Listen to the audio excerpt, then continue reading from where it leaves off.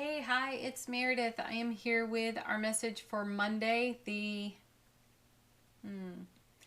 23rd of November. Oh my goodness, I'm quite literally guessing at the date at the moment.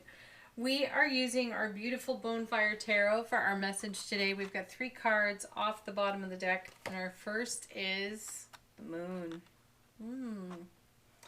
You know, we've been paying a lot more attention to the astrology, the moon cycle lately. We've had a lot going on in the energy atmosphere, and here we are with our beautiful intuitive moon. I feel that this card is one of exceptionally heightened awareness, intuitive messages rolling in, downloading for us, and I feel brilliant clarity within the intuition. So today feels like quite a receiving day in terms of signs, symbols, gut feelings, listen to, pay attention, be aware of. Coming next we have, look at that, 8 of Wands. How sweet is that? You know, it's a swift moving energy card in the suit of Wands. All 8s are movement. This one in particular relates for me actually to the Chariot in the major arcana. So it's incoming information. So messages are being delivered. And here we are with the moon, with our heightened awareness, signs and symbols, charging the atmosphere. The universe is talking to us. That's what I feel here. Now, this particular 8 in Ancient Tarot, as I remind you often when we turn it over, it is a marriage card. It is the unifying of energies. It is the weaving together of energies. So we may be receiving information or intuitive download in that realm, and take it where it's most relevant to you. It could be communication between yourself and another. This could also be extremely indicative of the intuitive energy atmosphere talking to you, you know, feeling that guidance, sensing the guidance, and making movements, taking action is what I'm getting off that 8 of Wands. And then coming with that is, look at this. We have the sun and the moon. So not only is our intuition brilliantly clear, hard to miss, we have the sun highlighting the day for us as well. So there's the happiest card in tarot, charging love, bliss, joy, connection, but bringing brilliant clarity and brilliant unity here. Our first 3 cards are so powerful. Let's see what comes next. Another 8, the 8 of Cups, our beautiful eclipse card. You know we're marching toward one. On the 30th of November, we have the partial lunar eclipse in the sign of Gemini in a full moon. So here's the eclipse energy. I feel a gravitational pull on this card for us. And I feel that with the sun and the moon here in our overall theme on either side of the 8 of Wands, that the 8 Wands could represent just as much gravitational pull as the 8 of Cups. So what I'm sensing here intuitively is that we are being guided, and there's a lot on offer to us within the energy atmosphere, and all we need to do is tune in and allow. The feeling here is allow things to come to you. That's a message I've been receiving for myself personally, but I've been also seeing it here in the cards as well. And I feel like it's our gravitational pull, drawing in all the benefits and blessings of this upcoming eclipse. Now, eclipse energy exposes us to energy we are not typically exposed to. So there's something new in it. It brings new opportunity, new consideration, a depth of consideration. In the sign of Gemini, we may find ourselves experiencing just a little bit of duality with it, but we also may be feeling a much deeper unity within self-relationship, because we're talking about the twins here. Inner divine masculine, divine feminine.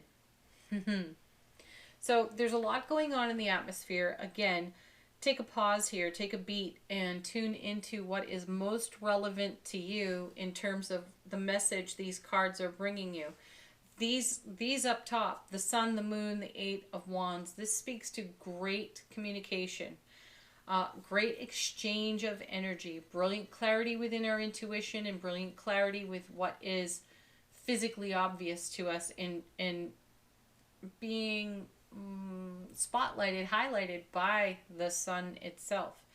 Now, the eclipse energy here on the Eight of Cups, this is more motion, more movement, but this is a bit in the emotional realm within self-relationship. So where are we moving? Where are we going? How are we moving? I also feel the same, a message that we had recently, which was how we're speaking over our lives. I'm feeling that here on this Eight of Cups right now. And we may have some brilliant clarity of, you know, how we're talking about ourselves. How are we talking about others? You know, I had a unique experience the other day I'm going to share with you, that I overheard a conversation so unexpectedly, but someone actually complaining about me, which was fascinating. But I completely understood from their perspective that they were having a moment of venting quite a variety of frustrations. And so it was interesting to actually hear my name come up in that list. And I chose not to take it personally. And I feel something in relationship. That's why I'm sharing this little story. I'm feeling something in relationship here on the Eight of Cups. How do we speak over our lives? And how do we speak about others when we're sharing and we don't think we're being overheard? What are we actually saying here? And how does that manifest for us? You know, because that Eight of Cups in eclipse energy becomes an energy of creation. So what are we creating with our words, and how are we processing it? So my lesson for overhearing that conversation and those words, one, don't take it personally, and I haven't. And two, I decided to be much more mindful about how I speak about myself and how I speak about others.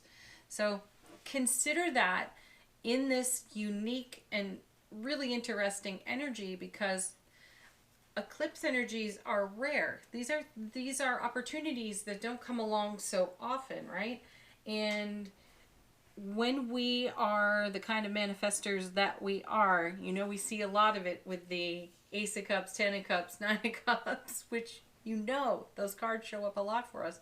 And that is encouragement for us to keep going with what we are manifesting. So be mindful of what you're saying and the energy that you are putting out there in this fertile atmosphere. Whew. Okay, next. Knight of Wands. Ooh, with the Knight of Coins. What a combination. You could not have two more opposite cards right here. Or opposite knights, we'll say. Because the Knight of Coins is really deliberate, considers his path. Oh, I love this.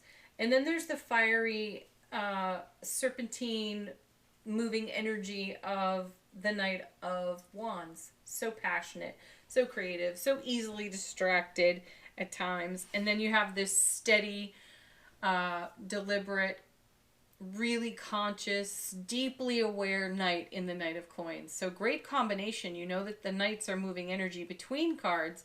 So here we are with this unique charge to the atmosphere with the sun, the moon, the Eight of Wands, the Eight of Cups, lots of motion, lots of movement. Where are we going with it all? We're passionate about it, right? And yet we're grounded about where we're headed as well. Let's see what direction these cards are moving in. What was I saying about manifestation? There's the Magician card.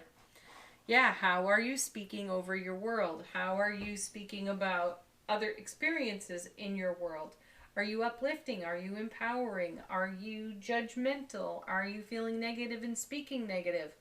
Just consider these things, because those are distractions. And whenever I see the Magician card, while I'm delighted to see it as a manifestation representation within tarot, I am reminded that the Magician can be distracting. He's a charmer. He's quite dazzling. We can be looking in one direction while something else is happening over here. However, with the sun and the moon in the reading today, there's not much that's going to get by us. So we're moving in a passionate yet grounded, steady way with our eights and with the magician in manifestation, and coming with the magician is the King of Coins. And there's the great stabilizer of them all, because the King of Coins, not only is he on a super, super strong foundation of his own creation, he is very mindful of how to use the energy atmosphere to his highest and greatest potential. So he celebrates the now, and he contributes to, participates with the oncoming. This is beautiful information and beautiful energy for us to engage today. And then the next set, look at this, another 8. We've got 3 8s. There's a ton of momentum in the reading today. And the 8 of Coins is us doing the work of our soul. So we're doing that in a stable, intuitive, brilliantly clear way. We're passionate about it. We're fiery about it. We are excited and in anticipation for what we're in manifestation of.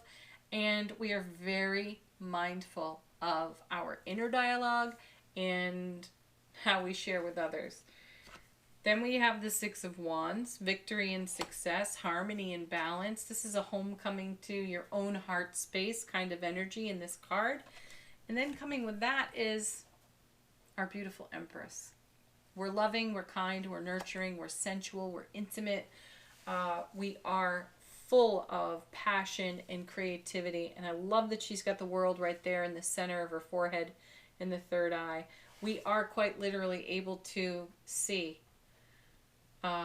through our intuition mood and our own brilliant clarity in our deep inner knowing, like an empress would, and we're nurturing absolutely everything that has great meaning to us. This is a great day for contemplation and consideration of what's going on in our thought process and how we are treating ourselves, how we are treating others, and as a result of all that, how we are moving, because there's great momentum with all these 8s in the reading. Ooh, and the Magician right there too. An interesting read as we come up on, well, I think we're about a week out right now from the eclipse and the full moon. So leverage this energy to your highest and greatest potential. The King of Coins absolutely would. And our first angel answer card is trust. Trust yourself, trust your journey, trust your intuition and the messages you are receiving, because you've got an emphatic yes here. For those of you asking the yes, no, emphatically yes. I also feel that's an emphatic yes to trusting yourself and those you know, love, and trust as well. They're looped in there as well. Oh, okay. Oh, look at this flying out of the deck. Take action. Not a problem with all the 8s here in the reading. We're sailing along. One more. Ooh. Apparently 3 more. You're ready. That's really the one that came out on top. That's the one I'm going with. Yes, you're ready. You're ready for all of this because Magician, you have manifested all of this. Empress, you have been nurturing just this kind of energy, and now you're going to put it to use. King of Coins, Knight of Wands, Knight of Coins. Use the momentum on offer and all those 8s. All right, our last card, affirmation. I think that was from the last reading. From the universe has your back. I find a deeper meaning and personal growth amid the discomfort. Ooh, yeah, well, discomfort really does bring on growth and change, doesn't it? We choose those things. When we choose, again, Magician, Empress, when we choose something new, something different, there is a level of discomfort that comes with it because we're moving out of a comfort zone. And the beauty of it is that as we stay in motion, momentum, doing the work of our soul, listening to our deep inner knowing, we get comfortable pretty darn quickly. So enjoy that. All right, everybody, have a beautiful Monday. Thank you, as always, for watching. Peace, love, joy, happiness to each and every one of you. Bye for now. Namaste.